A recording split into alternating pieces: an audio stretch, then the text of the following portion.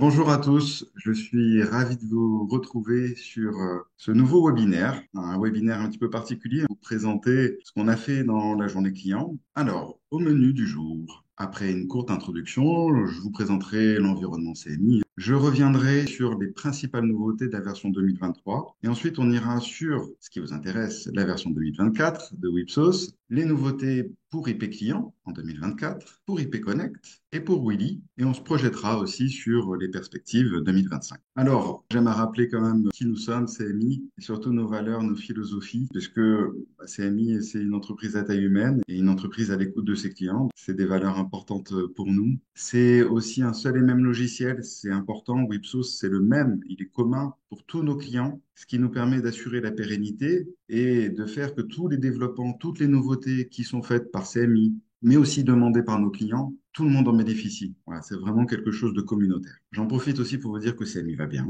qu'on réalise encore de la croissance sur 2023. C'est important pour nos clients que leurs partenaires aillent bien. Et ça vous garantit aussi de la pérennité. Sur 2023, c'est 17 nouveaux clients. Ce sont des clients qui sont dans diverses activités, toujours nos activités historiques, téléphonie, sécurité électronique, mais aussi dans des activités de climatisation, des activités de groupes électrogènes, donc, et avec aussi des clients de tailles diverses. Pour les plus petits, de 5 salariés, et pour les plus gros, c'est près de 500. Donc voilà, on s'adresse à tous nos clients. C'est pas qu'aux grosses entreprises, c'est pas qu'aux toutes petites entreprises, c'est à toutes les PME. Chez CMI, il y a aussi des nouveaux venus. Alors, sur l'année 2023, vous les avez peut-être eu au téléphone, hein, plus Grégory Logier, hein, qui nous a rejoint à la hotline, et aussi au développement, Mathieu Lulle, qui nous a rejoint en août dernier, donc il va bientôt fêter ses 1 an. On est à 16 salariés, je suis à la direction commerce, l'étude développement, support hotline. Vous connaissez à peu près tous les interlocuteurs. Moi, j'aime bien que nos clients nous connaissent et que nous, on connaisse nos clients. La formation, l'information, l'assistance client. Alors, pour la formation, on est certifié Calliope depuis plus de 2 ans. Et on a un renouvellement là, de Calliope en 2024.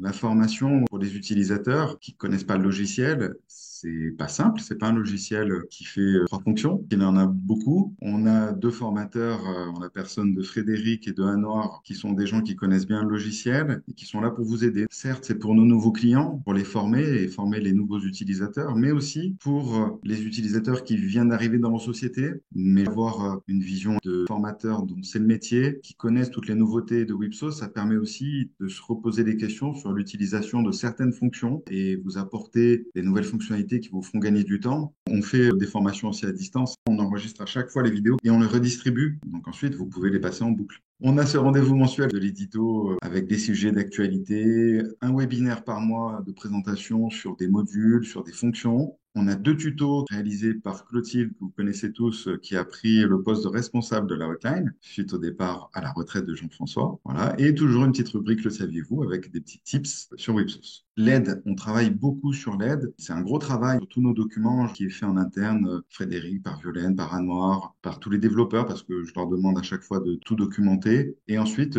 c'est mis en ligne. Il y a quelque chose de nouveau. Ici, vous avez l'aide en ligne qui a toujours existé. Maintenant, vous pouvez l'avoir par ici et ça permet vraiment de l'avoir sur un autre écran. Voilà. Et quand j'ai 2 écrans, j'ai mon écran avec l'aide en ligne et je peux travailler en même temps sur Wipsos. C'est des petits détails, mais ces petits détails, c'est ce qui font le succès de CMI depuis toujours. CMI, c'est aussi un club utilisateur. Alors, club utilisateur est totalement indépendant. Ça a été créé en 2015 par nos clients. Aujourd'hui, ils sont 16. Il y a des nouveaux adhérents. Ça permet d'échanger entre clients sur les bonnes pratiques. Ils me font des demandes de formation récemment sur la partie CRM et ils peuvent nous faire aussi des demandes de développement. Je pense au développement notamment sur des congés. Voilà, typiquement, c'est le genre de demandes qui ont été amenées par le club utilisateur. Donc, plus il y a d'adhérents et plus ces entreprises qui échangent et qui ont des bonnes idées. Et notamment, le club offre la première année d'adhésion.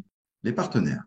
Alors, aujourd'hui, on a 4 partenaires. C'est vrai que c'est quelque chose d'un peu nouveau en CMI. Je vais citer Tariféo, parce qu'il était venu à la journée client. C'est Monsieur Frédéric Bardin qui représente Tariféo, qui était venu faire une présentation. Tariféo, c'est une base article. On a fait des API avec ses partenaires. C'est intégré dans Wipsos totalement. Après, c'est à vous de décider s'il y a un intérêt, par exemple, de connecter, d'avoir un abonnement chez Tariféo. Tariféo, par exemple, je suis commercial. Quand je fais mon devis, je recherche dans ma base article un article particulier que je n'utilise pas souvent. Je le trouve pas. J'ai un bouton Tariféo qui apparaît. Je vais sur la plateforme Tariféo, qui est web. Je vais aller rechercher dans, je crois, c'est 12 millions d'articles. Et je peux mettre dans mon devis l'article que je trouve, même s'il n'est pas en base d'article. Et le devis, lorsqu'il est accepté, alors l'article est déjà préparé. Il a déjà toutes les informations, les références fabricants, peut-être même fournisseurs. Voilà, il y a le lien qui peut être fait avec vos fournisseurs, avec vos remises fournisseurs. C'est intéressant. EasyCom, c'est notre partenaire pour la partie CTI. Donc, si vous voulez coupler votre logiciel WebSauce avec votre informatique pour faire du click-to-call ou la remontée de fiches, souvent ça qui est recherché, notamment pour la prise d'appel à l'accueil ou en hotline ou au service SAV, voilà, vous pouvez demander à EasyCom s'ils connaissent votre outil de téléphonie et s'ils sont capables de le connecter. Ou Drive, signature électronique. Ça, c'est un partenaire voilà, qui marche très bien. Vous êtes nombreux à l'avoir sollicité. On en fait partie aussi, bien sûr. Ça simplifie, ça sécurise les signatures, non seulement des devis, mais aussi des contrats. Tout ce qui est fusionné avec Word à l'intérieur de Wipsos peut être envoyé via une signature électronique. Le petit dernier, c'est PayTweak. PayTweak, qui est le paiement en ligne. Donc, lorsque vous activez PayTweak via Wipsos, c'est la possibilité de dire tous les clients ou pour quel client va recevoir dans sa facture, dans le mail qui lui est envoyé, un lien de paiement. Sécurisé, évidemment. Tous nos partenaires, c'est des gens qui sont spécialisés dans leur métier. Les quatre là sont là depuis une vingtaine d'années. Ce sont des entreprises aussi à taille humaine comme nous. Ça nous permet aussi d'avoir un vrai lien avec eux, une vraie interaction. Donc voilà, s'il y a des choses qui vous intéressent, n'hésitez pas. C'est déjà intégré dans Wipsos. Rétrospective 2023. Parce qu'en 2023, il y a eu énormément, moi, comme chaque année, vous allez me dire. Mais je pense que 2023, je trouve ça encore plus impressionnant, toutes les nouveautés. D'ailleurs, un document, chaque année, compile l'ensemble des mises à jour, l'ensemble des lots. Le dernier, c'est le lot 7. Donc, sur le portail client, sur l'extranet, vous pouvez télécharger ce document et je crois qu'il fait quelque chose comme 190 pages de nouveautés et d'améliorations. C'est énorme. La première nouveauté, c'est le catalogue d'API. On était dans les partenaires, dans les web services des API. En plus d'avoir fait ces API vraiment particulières avec ces partenaires, on a mis à disposition de nos clients aujourd'hui un catalogue d'API qui va évoluer en temps. Qu'est-ce qu'une API? Vous n'êtes pas tous des informaticiens comme moi, hein, d'ailleurs. Ça permet de connecter deux logiciels et donc de connecter Wipsos à un autre outil que vous utilisez à côté. Et le catalogue qu'on met à disposition avec une documentation permet à l'autre éditeur de pouvoir lire des données dans Wipsos. Alors, il y a énormément de points d'entrée. Au total, il y en a 101 points d'entrée. Il y en a des nouveaux qui ont été ajoutés hein, dans les clients, les factures, les règlements, commandes, les réceptions pour les fournisseurs, les paiements fournisseurs aussi, pour les bons SAV. Ce catalogue, il s'étoffe au fur et à mesure du temps. Je vais essayer de prendre un exemple concret. C'est Quentin, pour le citer, qui a fait ça récemment pour un client, une API pour les factures fournisseurs. Le but, c'était de remonter en automatique les données des factures fournisseurs. C'est un client qui a beaucoup de factures fournisseurs, qui ne veut pas les rentrer manuellement, et donc il avait un outil à côté. Juste pour vous donner le process, donc en fait, le logiciel X fournisseur vient lire si la commande, elle existe bien dans Websource. C'est la base avant de rentrer une facture. La commande existe-t-elle bien? Est-ce qu'elle a bien été réceptionnée? Et alors, si ces deux prérequis sont justes et validés, alors il vient écrire directement dans Websource toutes les données de la facture, avec les taux de TVA, etc. Donc, c'est certain que ça fait gagner énormément de temps. Plus on a de volume de factures fournisseurs. Donc, voilà, c'est typiquement ce genre de projets qui peuvent être menés, plus ou moins compliqués. Une aide en ligne dédiée, je le disais. Et il y a aussi un serveur de test qui est public. Donc, vous signez une décharge pour que vous puissiez, soit vous, soit votre prestataire, tester la lecture de certaines données à l'intérieur de l'API. Une fois que vous avez fait les tests et que vous êtes convaincu et que ça vous fait gagner du temps, il y a trois formules qu'on propose. Une formule simple où on ne fait qu'installer le web service, vous êtes totalement autonome. Soit un forfait installation accompagnement d'une journée, petit accompagnement, c'est léger. Et après le sur-mesure, parce qu'il a fallu quelques réunions avec et le client et le prestataire pour arriver à bien définir un cahier des charges. Je le précise, c'est hors contrat tout ce qui est API. La hotline, elle n'est pas en capacité de venir vous aider sur les API. Dans les nouveautés, il y a la fusion des PDF. Alors, la fusion des PDF existait déjà, mais elle a été améliorée. Alors, la fusion des PDF, c'est de dire, par exemple, je peux éditer mon devis avec le modèle 18 de Wipsos et venir associer un plan et ça va ne faire qu'un seul et même PDF que je vais envoyer à mon client. Et maintenant, on a en plus la possibilité de rajouter des fiches, des articles. Je vais vous montrer un exemple. Je vais aller chercher un devis. Donc le devis, il est simple, il a une super caméra, ceci, cela, donc ce sont des articles, c'est vraiment un devis tout simple. Et lorsque je l'édite, je peux l'envoyer par mail à mon client, vous allez voir qu'automatiquement, je vais avoir donc ce format de devis. Alors, j'en profite pour en parler, mais ça, c'est un devis qui a été fait avec l'éditeur d'État, qui est disponible dans Websource, sous condition d'avoir une formation en jeu. Et j'ai mon devis classique avec mes articles, une magnifique photo de cette superbe caméra que personne ne possède à part CMI. Et j'ai derrière un plan qui est venu sur le même PDF, se rajouter. Et j'ai en automatique aussi le descriptif de cet article. Tout ça, ça s'est fait en automatique. Et je vais vous montrer pourquoi. C'est parce que ici, dans cette super caméra, si je visualise la fiche de l'article, donc j'ai ma belle photo et je suis venu associer ici un document PDF dans les devis en structure. Et automatiquement, le logiciel, quand il voit qu'il y a des articles avec des documents PDF, il va les mettre à la suite. Et à la suite du plan, parce que ici, dans les documents électroniques, j'avais ajouté ce plan PDF à fusionner au niveau des devis. Suppression des articles en masse. Au lieu de venir supprimer un par un des articles dans ma base articles, pour avoir une fonction qui permet de supprimer en masse. Alors, il y a deux notions de suppression dans Websource. Il y a une suppression logique et une suppression physique. Logique, c'est-à-dire que je ne vois plus apparaître cet article, mais il n'est pas supprimé de ma base article. Suppression physique, si tous les contrôles, en fait, ils n'existent nulle part, dans aucun devis, dans aucun parc matériel, client, aucune commande fournisseur, alors je peux le supprimer physique. Et là, selon des critères, un critère que je trouve assez intéressant, afficher tous les articles qui n'ont jamais été utilisés. Vous allez pouvoir sélectionner une liste d'articles et dire, ben voilà, toute ma sélection, je supprime logique ou je supprime physique. 2023 aussi, des droits sur les champs et fonctions des fenêtres. Alors, il y a déjà pas mal de fonctions qui permettent de définir pour un utilisateur des droits. On a les classes, les droits ensuite. Et on est allé encore plus loin, c'est de dire pour telle personne sur la fiche client, les fiches articles, les fiches fournisseurs, il aura le droit de visualiser, mais par contre pas de toucher. Hein, donc on est rentré beaucoup plus dans le détail. Et on a aussi cette fonction d'historisation de toutes les actions utilisateurs. Je vais vous le montrer. Alors, je vais me loguer avec un login que j'ai préparé qui a moins de droits.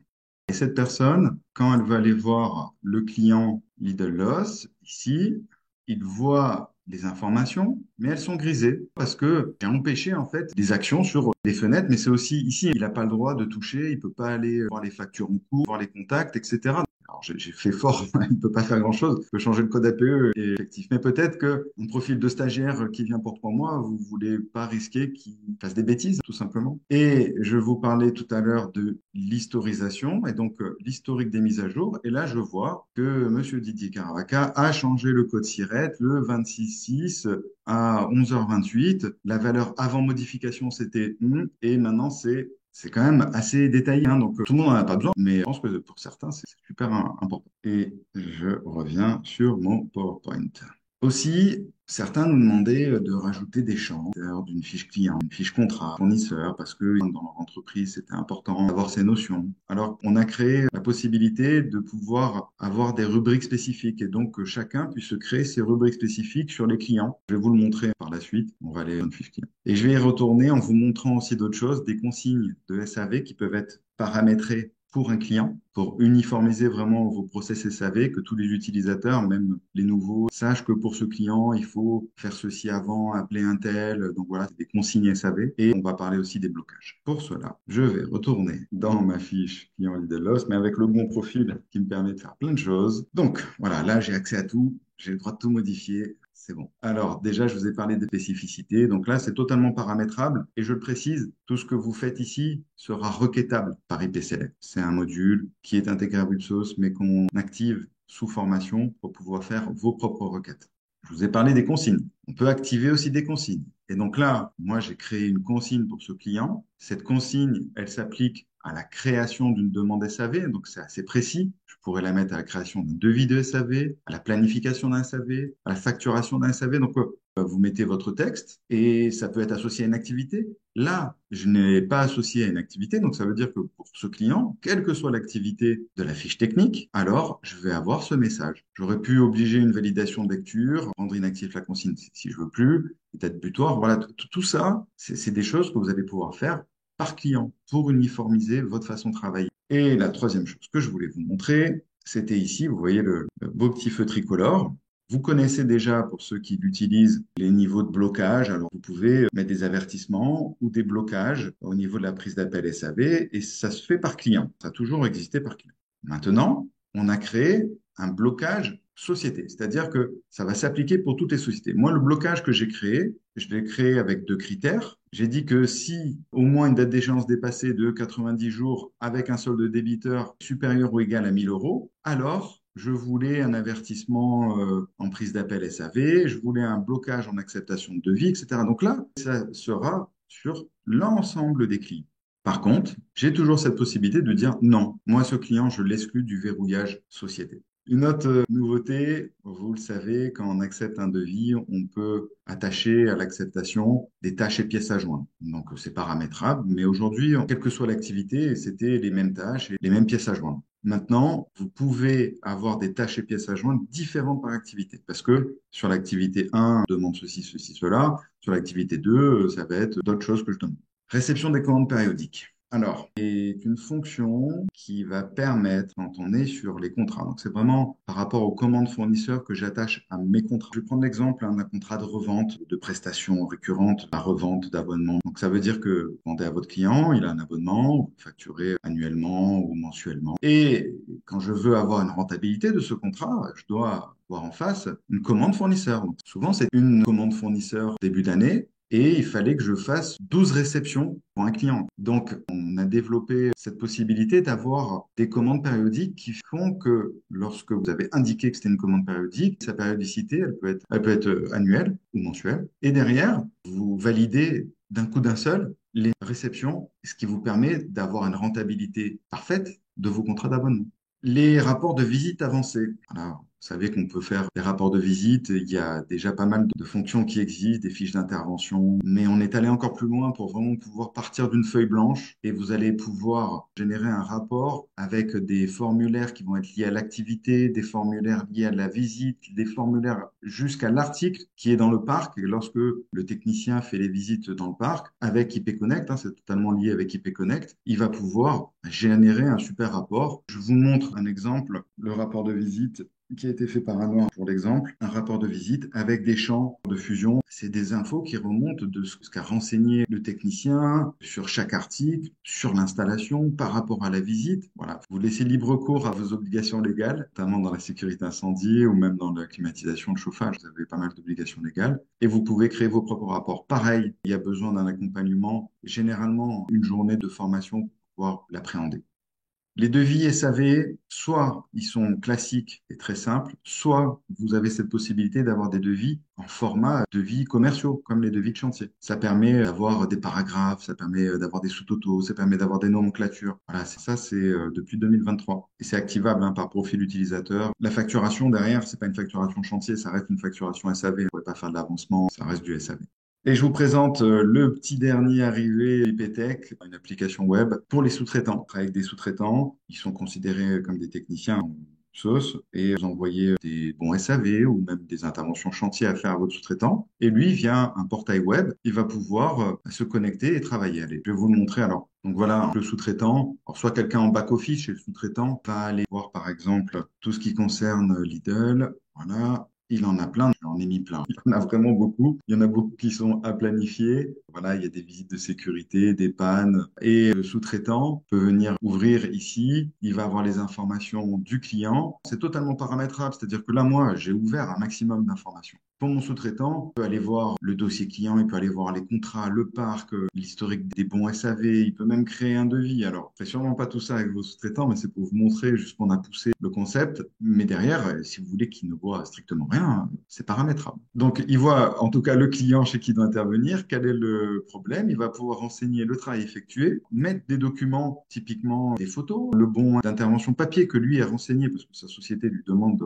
renseigner un bon SAV, il peut le prendre en photo, le coller ici, il peut même envoyer, si vous le souhaitez, à votre client, si c'est les contacts des clients habilités SAV, voilà, il va pouvoir enregistrer, ça termine l'intervention chez vous dans Wipsos, c'est disponible aussi sur votre extranet pour le client, voilà, j'intègre le travail de mon sous-traitant directement dans Wipsos grâce à ce portail web.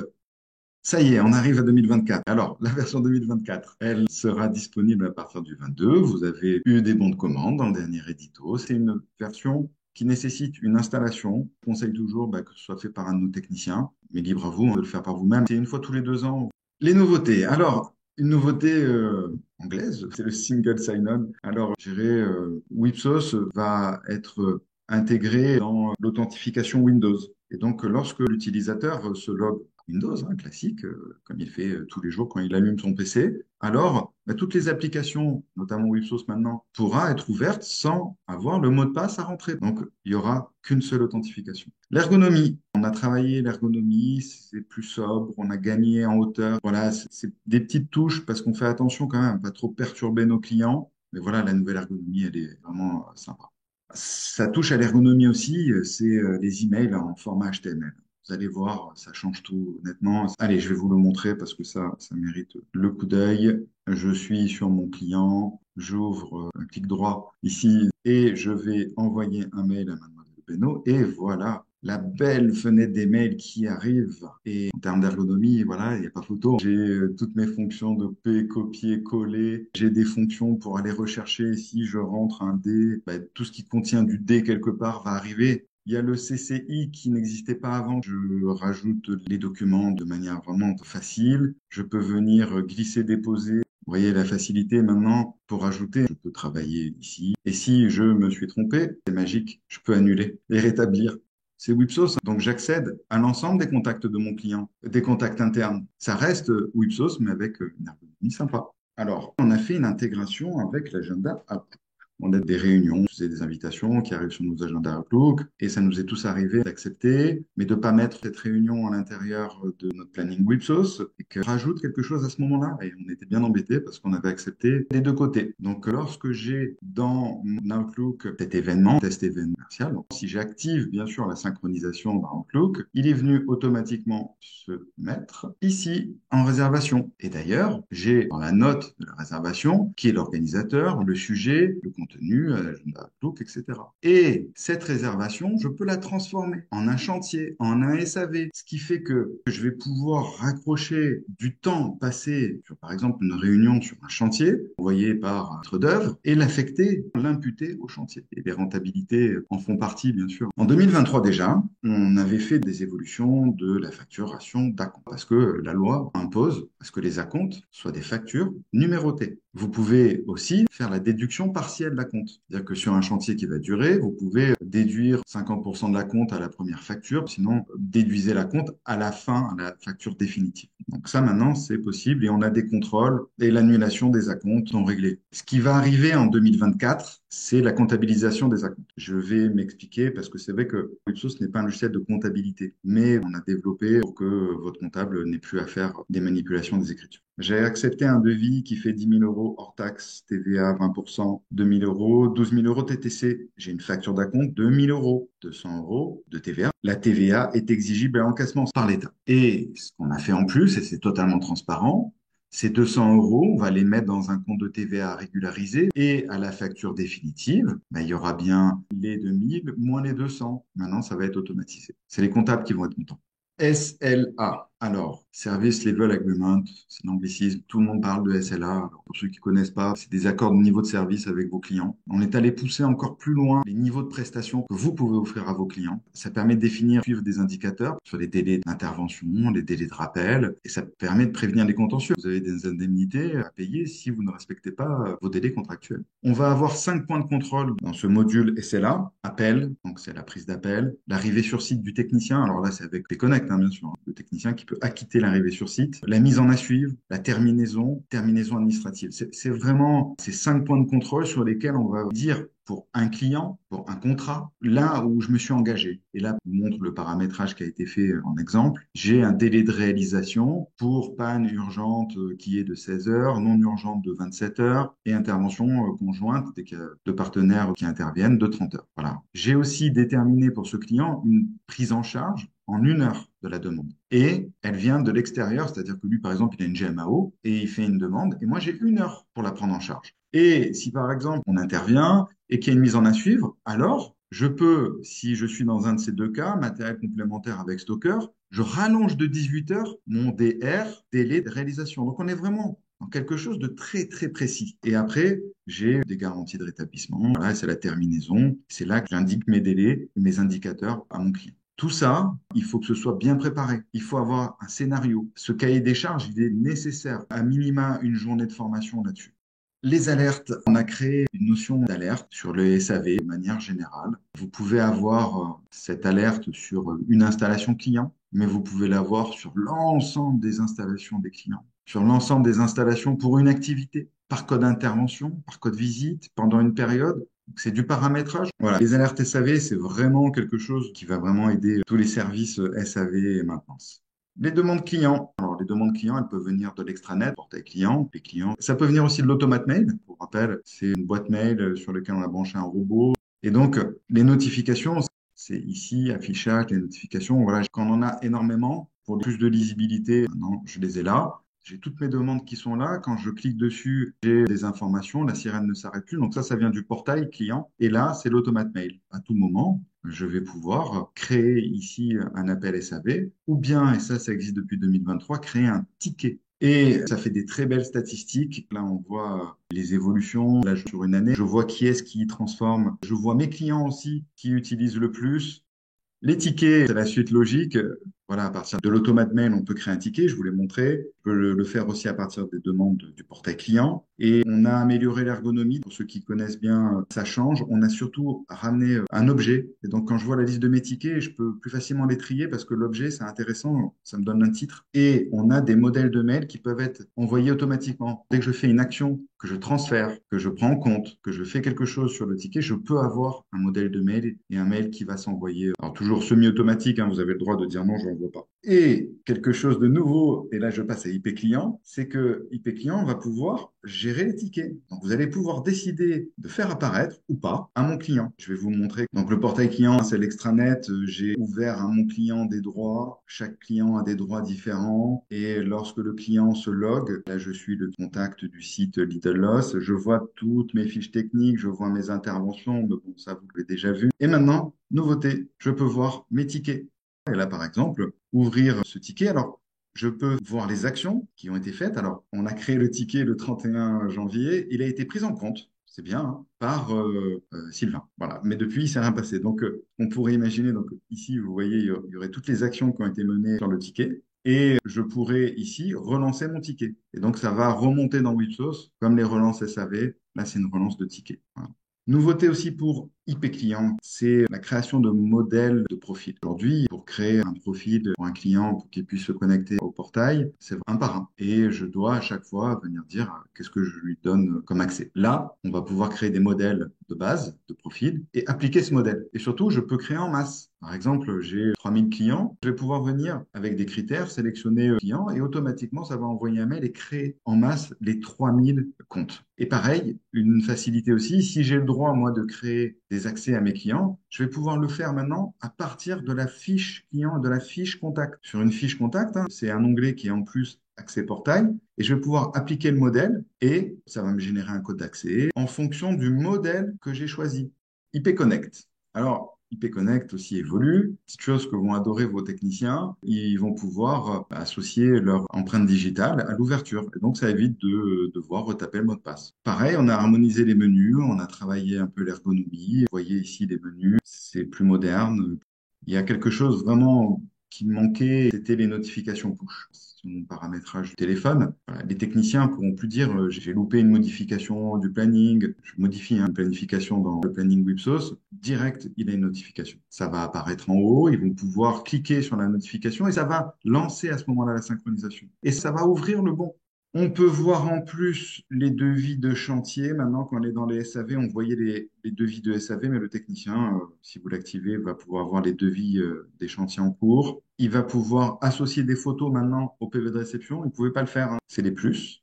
Et Willy. Willy, c'est Wipsos en ligne. On se concentre aujourd'hui pas mal sur la partie commerce. L'année dernière, c'était les devis. Donc, les commerciaux, maintenant, peuvent faire des devis via juste une simple page web et se connecter de manière sécurisée à la base de données de Wipsos. Et maintenant, ils vont pouvoir aussi gérer toute la partie CRM et voir la fiche client à l'extérieur. Je vais vous le montrer.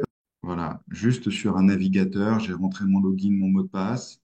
Je peux à tout moment travailler sur mes devis. Ce que je fais ici est retranscrit dans Websource. D'ailleurs, quand incorporation, voilà. C'est ce que je vous ai montré dans Websource tout à l'heure. C'est exactement pareil. Et si je veux l'envoyer en signature électronique, si je veux l'éditer en PDF, l'envoyer par mail, c'est là, hein.